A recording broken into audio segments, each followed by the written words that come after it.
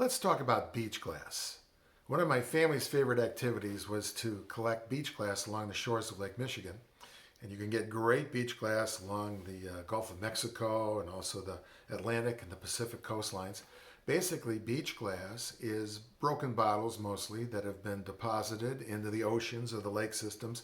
And over a long period of time, maybe as long as a century, they turn from these sharp shards of glass into these glowing gem-like pieces. There's only one difference.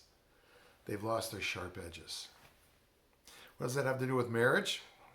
Well, in the medieval times, they called marriage a school for perfection because over time, as couples interact, they tend to knock off these sharp edges.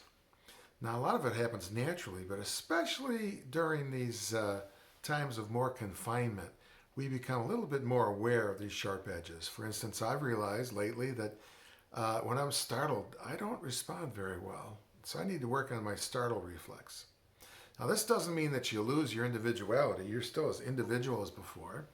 For instance, this is a rock that I picked up on the shore, the Mediterranean shore of Palestine, and nothing could be more distinctively itself. But it can't hurt you. Okay?